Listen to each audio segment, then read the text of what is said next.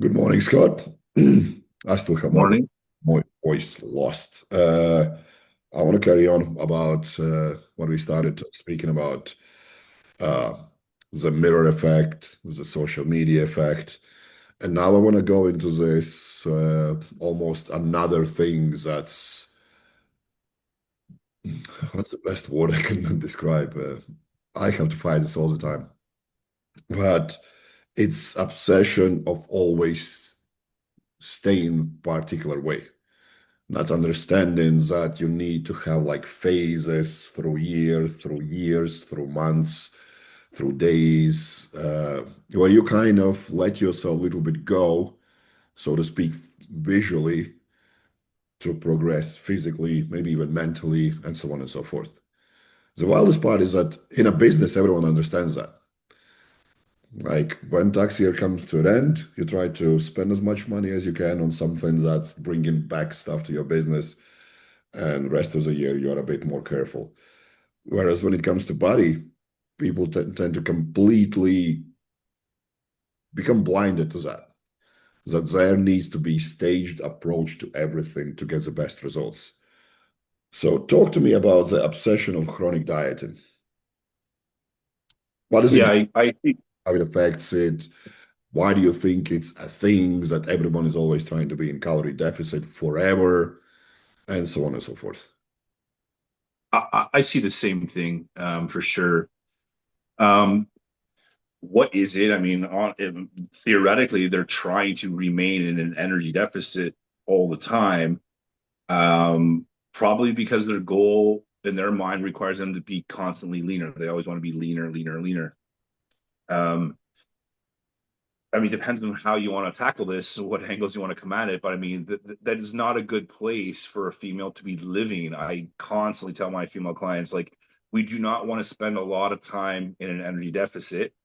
It would be better to spend more time in a surplus than a deficit, goal specific, obviously. Um, but they're constantly obsessed with how they look in the mirror. And more so, it seems what their scale weight says. And obviously, if you eat more food, you'll weigh more on the scale, regardless of what it did to body composition. You'll weigh more, and that's usually a hindrance to females with their goals. To me, there is a trick. I have two pair of scales, and one of them show me 4 kilos less than another. I can just That's jump. a big swing. It's a huge thing. And that's the things that people don't understand. Like, and why I'm so adamant that always try to make sure that everything is standardized. If you weigh yourself in the morning before or after drinking water, it's going to make huge impact. If you Mhm. weigh yourself before or after breakfast, it's going to make huge impact. If you slept 4 hours or 8 hours, it's going to make huge difference. Like Yep. extra hour in bed for me is extra 1 kilo lost. Yep. Like Yep. that's Even here where we live with the climate swing, like yesterday and today it was very hot, like 28, 29, 30 degrees Celsius. The day before was like two. And just that swing in climate will change your body's perspiration rate and things like that. And it'll compensate without you even realizing what's going on. And your body weight could be significantly different just from an environmental change in your local neighborhood with your local climate weather change. Um, and so all these things, this is why we constantly, almost every video are talking about like scale weight, it's measuring something, but using scale weight as your indication of fat loss and progress is usually one of the worst metrics you could use because it's not really giving you anything other than overall mass. And so if females are trying to, I want to look toned, whatever that means. I want to be toned. Essentially, what they're saying is I want to have muscle and less fat. The best way to do that is to increase lean contractile tissue on your body. The best way to do that is to be in an energy surplus, yet they never want to eat enough to accomplish that. So they're almost running the car with a half full tank of gas, like a half tank of gas, and never topping it off, and then wondering why they can't really get to where they want to go. And by the time they start seeing progress, things are starting to break down on them, whether it's psychological, emotional, joint integrity, something has to give because the body can only do so much and it has to compensate. It's designed to compensate and adapt to the environment. And if you starve it, literally, if you're starving, if you are in an energy deficit, you're literally starving the body. It might not be extreme or aggressive, but it's essentially not providing enough raw materials for the body to maintain. So if it's not maintaining, it's going to adapt, and it can So adapt I by want losing you to body kind fat. of break down three different things: metabolic, hormonal, and psychological adaptations that happen when you're chronically dieting. So what does happen metabolically? Because we know that there is a point where no matter what you do, that fat loss is not going to happen. It's just not. No matter how hard you go in calorie deficit. Why is this happening? Talk about like what's changing in that energy expenditure, why it happens, and so on and so forth. Because it's just because of energy balance, your body adapts to it, but why and what actually happens? So when you remain in a chronic energy deficit, the body is adapting because it's trying to quote unquote survive the environment you put it in. Um, if you were actually being measured in some very highly sophisticated equipment, you probably are never not losing body fat. You just can't measure it. And body weight is absolutely going to become stagnant and possibly even go up. But actual adipose tissue will be lost if there's not enough energy coming in within reason. But you can get to the point where the adaptations are in such a way that the body will start prioritizing what matters most. And lean contractile tissue is expensive to keep on your body. And if you don't signal the body to keep it, it will get rid of it because it's expensive. So if I need $2,000 a day to live, but I'm only getting 1,500, and what I want the most is my muscle, and it costs me 1,700, the body's like, well, you can't afford it. So let's get rid of some because we've only got 1,500. So what can happen, and we see it all the time, is poorly designed strength training programs that don't maintain or accrue new lean contractile tissue. So they actually start losing lean contractile tissue, and that lowers the basal metabolic rate, therefore changing where maintenance should be or your energy intake should be. It's being lowered because you're losing lean tissue. And so the body will have all kinds of hormonal regulations that happen as well, like the thyroid. The thyroid's starting to notice, hey, we don't have enough, so we need to ramp things up. So the TSH starts going up. You'll see people that are chronically dieting with elevated TSH levels and usually lower or maybe not as high T3, T4 thing. That's because the body's also compensating. There's just not enough raw material. Um, and there's a synergy with the metabolic, the hormonal, and the psychological effect of all these things.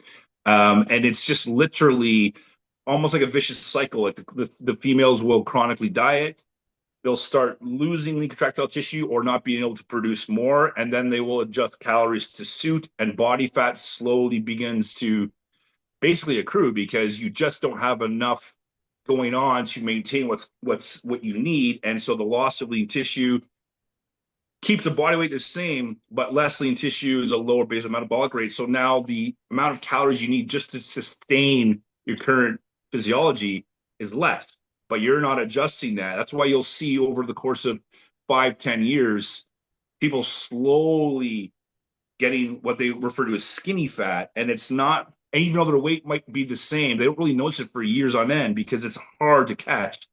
But what's happening is they've been losing lean contractile tissue for years in a row, and that's been replaced with adipose tissue. And by the time they catch it, it's probably a 10-pound swing in body composition. And scale weight doesn't really show that, but if you were measuring lean contractile versus adipose tissue, you would notice it. And that requires less calories, which they weren't doing. So then they're slowly actually creating themselves into an energy surplus over time by the change body composition, if that makes sense. Yeah, it makes a lot of sense to me. But I remember those numbers were around 2 kilocalories per pound of body fat per hour, or 6 kilocalories per lean muscle tissue per pound per hour is burned just from existing. And for a girl who's on 1,000 calories, you don't have much room for that mistake to sustain that. It sounds like very small numbers. For someone like me, it sounds like small numbers. One cookie and sufficiently fed myself. Yeah. But if all you Right. need to eat is salad leaves and prawns, you're kind of killing yourself. And what you mentioned as well there is that when you lose muscle tissue, you stop moving as well as much, right? You stop Mhm. fidgeting, you stop clicking pen when you're writing, or these little things that people don't even acknowledge. And I only mention this Right. as I have dieted at like extreme levels. Well, for me, extreme would be like 2,000 calories a day. I stopped blinking. Like, and I'm not Yeah. even, So I would go in the gym and I would train with my eyes closed. Just how yeah. You're referring to NEAT, like the non-exercise activity thermogenesis, which is the bulk of the caloric needs that your body has. Like something like 70% of your caloric needs are for NEAT. And so, yeah, as your body is adapting to the low energy availability, it's slowing down things that you wouldn't notice because you're not measuring them. You're not measuring how many times you tap your feet when you sit at your desk or how fidgety you are, or what you do. Um, and that's what's sneaky. And the numbers are small. Like a pound of muscle, which is a lot, is only worth like an extra 10, 15 calories. Like it's not much, but it's not the acute issue. It's the fact that it's the lifestyles building this. And over the course of years, it's accumulating. And once you get the momentum going the wrong way, it's hard to catch it. And by the time you realize it, there's already a 10-pound swing in body composition. And that's significant because not only is it lowering how many calories you need to be eating, by definition, but because you haven't been, you've actually worked yourself into a surplus. So now you've actually been gaining fat quicker, not just the fact that you lost the muscle. And then by the time you, like I say, you realize that it takes some time to, to undo this because fat loss and fat gain is not a quick process. It's sneaky, but it's very consistent. That's why it's continually happening. And if you're not paying attention to the details, by the time you realize it, you'll be like, "Oh shit, I got 5 or 10 pounds too much," or whatever it is you're trying to achieve. So tell me more about the hormones. You already mentioned me like thyroid hormone and whatnot. And obviously, I think a lot of people will still not realize that every single nutrient you consume is needed to break it all down and create enzymes, hormones, and whatnot. So when you're chronically dieting, what kind of hormones are we usually starting to dip the quickest that might be affecting our ability to burn fat as we carry on? So it's hormones are incredibly complex, but in a general sense, the longer you're dieting, um, or the more aggressive you're dieting, the harder the stress is on the body. So what's going to happen acutely is cortisol levels, for example, will be elevated, which can cause a bit of water retention just from the disruption of homeostasis. And then that water retention will show up on the scale. You measure your progress via the scale, you see your weight is up. Oh my God, you cut calories more, stress levels get even higher. But then the other thing to consider is the reproductive hormones are very important for overall well-being, aesthetic looks, performance, etc. Because your estrogen, progesterone, testosterone levels, we need those, especially with performance and with training. And they're like I said, the reproductive hormones. So if the body is in a sense of or an environment of low energy availability, it doesn't want to. Well, I don't think that's the right wording. I don't think it has an opinion, but it won't prioritize reproductive health in an environment where there's not enough material. So you'll see that your endogenous hormonal production decline. You have stress hormones going up and endogenous hormonal production from things like estrogen, testosterone, progesterone, which are very beneficial for aesthetics, performance, strength training, quality of life, etc. They're going down. So you have these hormones that should be relatively balanced or at a homeostatic point all the time. And the aggressive dieting or the chronic dieting elevates the ones that cause weight gain on the scale via water retention and lowers the ones that are really what you want in terms of your performance in the gym. This is why bodybuilders exogenously put in things like testosterone. HRT women are using estrogen and progesterone for quality of life. And by chronically dieting, you're lowering those things. So over time, this stuff all adds up. And then from there, it's just a cascade of problems potentially. lower estrogen values can cause a loss of bone mineral density, a loss of cardioprotective health, like all kinds of things. But because it's such a slow mover, like we're talking like a decade or more, it's just not being paid attention to. So I don't know if it's not that it's understood. It's just that, well, who cares? We want things right now. We don't care about what's in a decade from now. But the problem is that before they realize that they've been chronically dieting for a decade, and then once they realize it, it's too late. There's already a problem. Now they have to fix that. Yeah, it's interesting because this is a conversation I always end up having at some point with somebody who's working with me a long time because they usually like, how do I get as strong as you are? I'm like, you don't understand. I got strong and I was this strong in 2005. It's 2025. I haven't got any stronger. I just Right, right, I right, just right. haven't injured myself.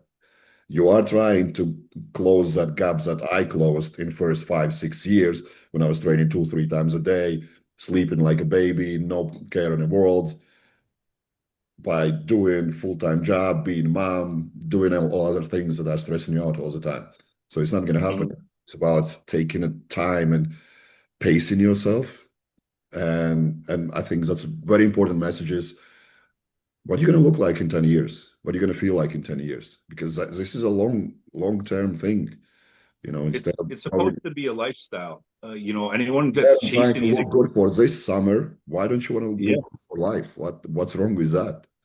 yep, So yep. talk to me And about you made a good. psychology.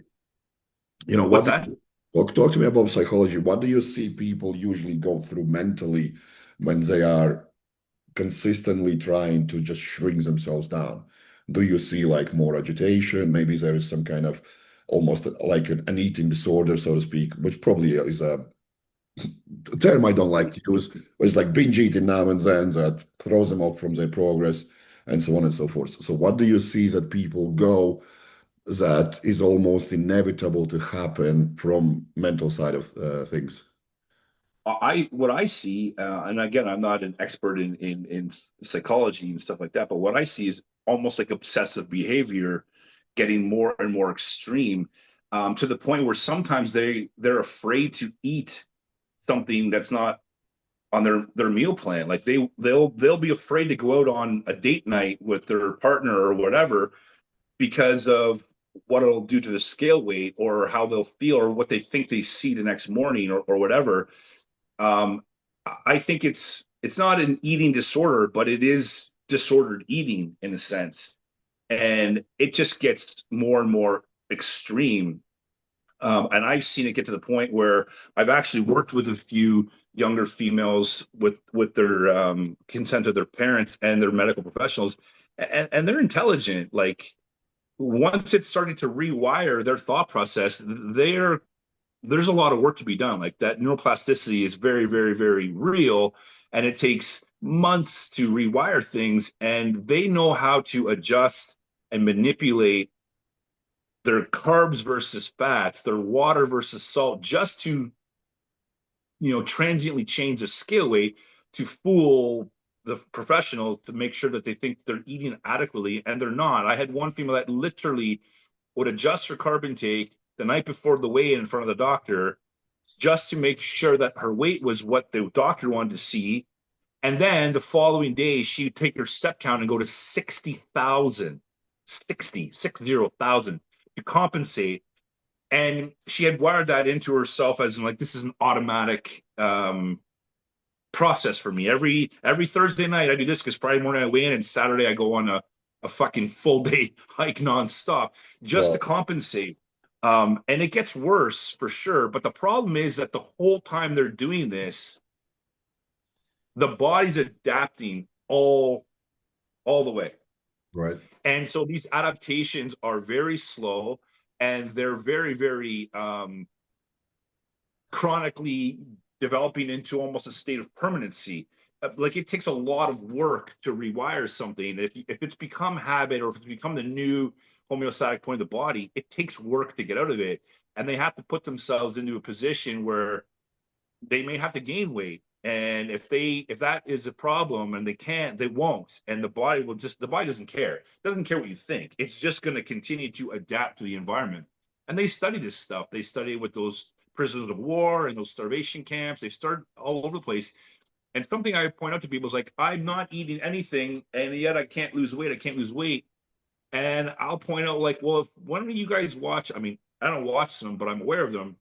One of those reality shows where they fucking throw a group of people on an island and, and they have to fend themselves. They always leave at the end 30, 40, 50 pounds lighter because they didn't have enough food. It's just that it was a controlled environment. They actually didn't have the food. They actually couldn't eat. They actually did lose weight. And all the people that we see around here, they oftentimes think they're eating less than they really are, or how they're measuring progress is just not the truth. And they're losing body fat, but maybe scale weight stalled, which I see all the time. And these kinds of things are powerful in fooling you to think that nothing's going on. And reality is the body is never at a standstill. It's just constantly adapting because that's how it's designed to function. And it is. It's just that we can't always measure what exactly is happening and when. Yes, you already mentioned few things that might go wrong, so to speak. So losing your period, bone density kind of declines, uh, muscles, almost a training inability to gain muscle, uh, and those kind of things. So what are the missed phases that people should really take into account and actually challenge? Like one of my girls I coach now, and she just sent me, I had the best compliment ever. And I'm like, what was it? She's like, somebody told me I am the hardest working in a gym. She's 60. And she's like, and everyone's like impressed how much I lift and how much I laugh. Just because I've trained with you and you were telling me of put those big dumbbells away. You gotta do some squats. So and because of that, she's like, I have never felt so confident in my life because I'm strong and my body changes almost weekly.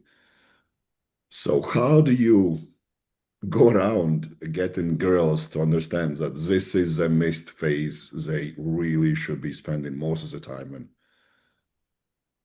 I'm fortunate in the sense that the clients that come to me usually have some sort of performance or aesthetic goal. Like I want to achieve this, or like I had one client who set literally a continent record in powerlifting in Africa, a world record, and then or they have like an aesthetic goal. I want to look a certain way. When we have that metric to kind of measure against, I think I have a bit of an advantage in the sense that I can just say, hey, to achieve this, you need to do this. And it's always, oh, I shouldn't say always, 99% of the time, it's, I need you to get stronger, because that is kind of what's going to facilitate all the things that we need to look the way you want to look or to achieve the performance goal you're trying to achieve.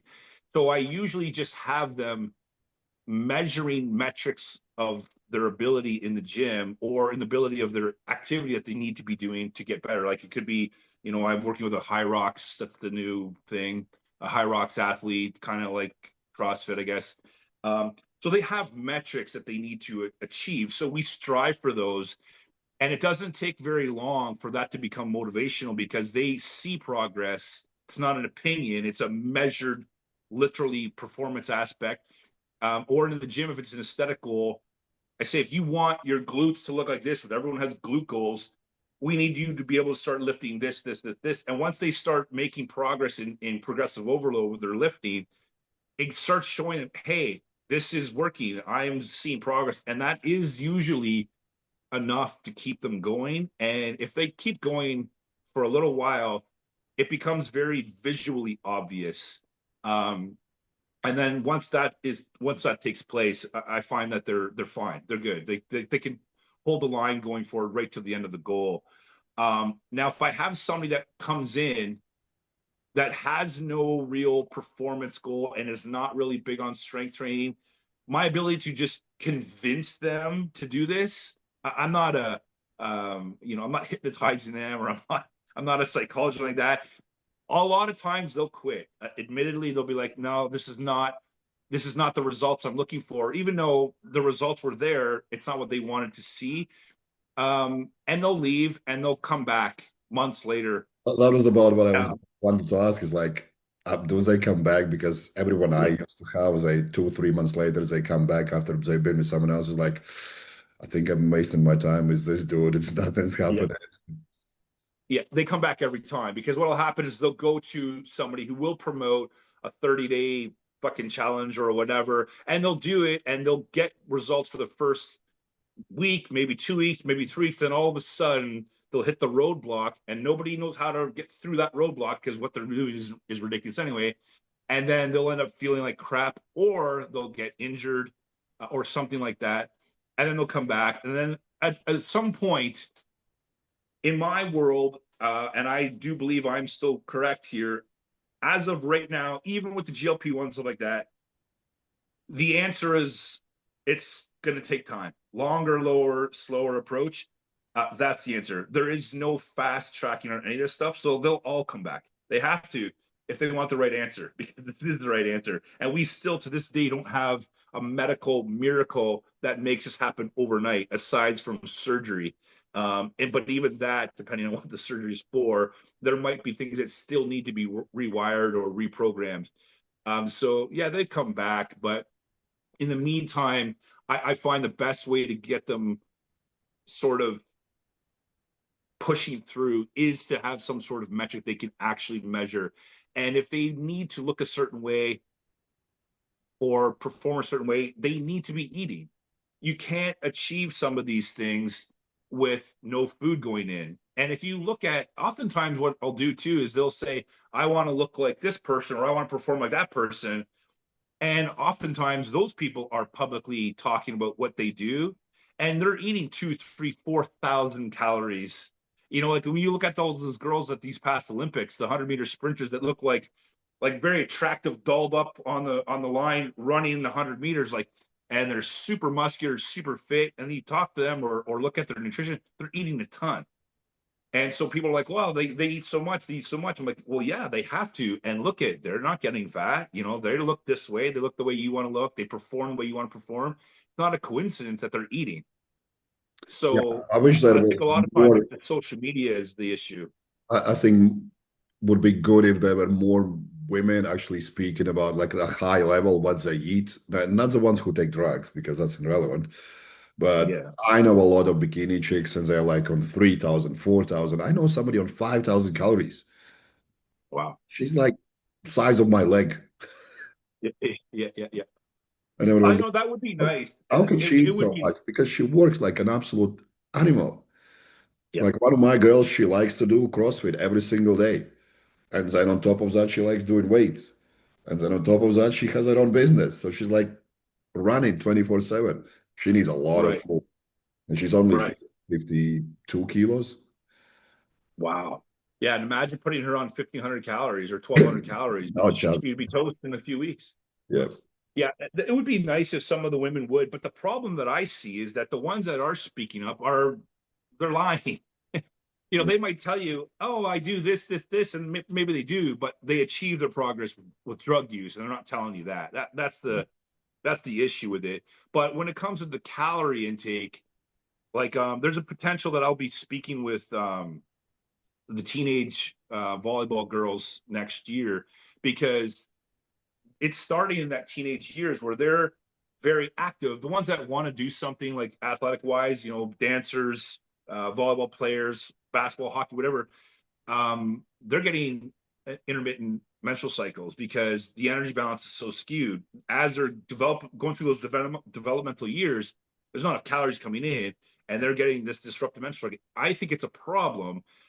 Usually, it's a phase, and the body's so resilient, they're fine. But I think they should be educated on that at that young age because not only is it better for their menstrual cycle being regular, but it's going to be good for their connective tissue and their overall physiological health as they continue to progress through athletics, um, all the way until they get to that menopausal state where if they had disrupted menstrual cycles in their teens, and then they spend the majority of the reproductive years worrying about caloric intake and living predominantly in an energy deficit to maintain a certain physique. When they're in their 50s and 60s and 70s, they're the ones breaking hips and needing HRT because shit's all messed up. So I think it's a very important topic is nutrition in women, because most of them are just not eating, and it's interesting to me why it's such an obvious thing being missed. Like my daughter is 14 and can out eat most men, and it's not by coincidence because she's very active. She's playing high level volleyball, and she listens and pays attention, and she sees, like, if we go to a buffet, she'll try to keep up with me. She doesn't worry about her body image, and she doesn't need to be, because it'll just evolve with her training, and she's out training what she's eating, so Yeah. she's fine. But most people are like trying not to eat in order that I'm eating salads with chicken, and why am I fucking not recovering from training? You know? Yeah, and then your training is subpar, and Yeah, you just then end up having such a vicious cycle that you never get anywhere. So, but how yeah. do you break this cut-in cycle? Are there any like strategies that you can say like, you know what, okay, I understand you want to really be this lean, but let's say through the winter when you're not exposing your body too much, let's enter 6 weeks of, if not calorie surplus, but at least calorie maintenance phase to make sure you get your healthy. And this, what would be the least uh what is the right word? Extreme approach for you to keep those girls in a place where they need to understand that no matter how you look, your health should be number one. It's a tough topic because it kind of depends on the person. I try to use their goal and the scheduling of their goal as the reasoning to do whatever we do. Like if they're prepping for a competition, I got an athlete that just competed this past Saturday. So obviously we can't go into an energy surplus when she's about to step on stage. Right. And she was lean and she looked phenomenal, but she had to diet down. But now it's done. And for the rest of the year, we're done. So we're going to an energy surplus immediately, because she knows that's necessary for the goal. And it's also necessary for her overall longevity, physiological So health, it sounds etc. like So, someone who's already experienced this. So how long did it take yeah. for you to convince her to kind of, well, for her to realize, you know what, this is for my best interest? Was it Yeah, one dieting phase, or were it two dieting phases, were it three, 10? You know, for me personally, my first diet failed after 3 hours. I hadn't even started dieting. I was just thinking about starting dieting. And I went to shop and I bought 7 Snickers bars. I didn't even eat chocolate. I don't like sweet stuff. You know, when we go out, I just eat whatever the hell there is, but not chocolate. And I bought 7 Snickers bars. I don't even eat them. But because in my yeah, mind, I thought, oh, next how many days, weeks I'm going to be dieting, I need chocolate now. Like I right. failed, and then next was, and now I just really don't care. Like I travel all over the place, and people go like, "Why don't you try this? Why don't you try that?" I'm like, I don't want to because I know it's gonna mess my stomach up, and for 3 days I'm gonna be absolutely lethargic and tired. I just want to enjoy being in a new place instead. Food is not Yeah, gonna go anywhere. The amount of food I have eaten in a day, in a year, in last 10 years is probably enough for 10 lifetimes. So how many right. phases did that take for this specific girl to get to the point where she goes, I know exactly what you're telling me is the right thing, and I'm going to follow it? So that's a good question, and she is a good example because I've been working with her for a long time. But the very first time we went through this, um, she did as she was told the whole time, so it worked out. But it was a constant coaxing her every week. No, I know, but trust me. I know, but trust me. And she did it, and she followed through. But now, after a few years, we've competed now a few times, and she doesn't. She understands completely. She's also very intelligent and understands this and looks into this stuff. And she's actually very well educated in mental health things and psychology and stuff like that. That's who she works with, is people with that are mentally ill and stuff like that. So she gets it, and that helps. But it did take a lot of coaching in the beginning. But there's never really been much pushback. There's been others that already just, yep, okay, no problem, but they never had a weight issue, which I find interesting. The ones that are naturally already kind of thin, they never had an issue. The ones that have been bigger before, they've had more of an issue and taken a little bit more effort.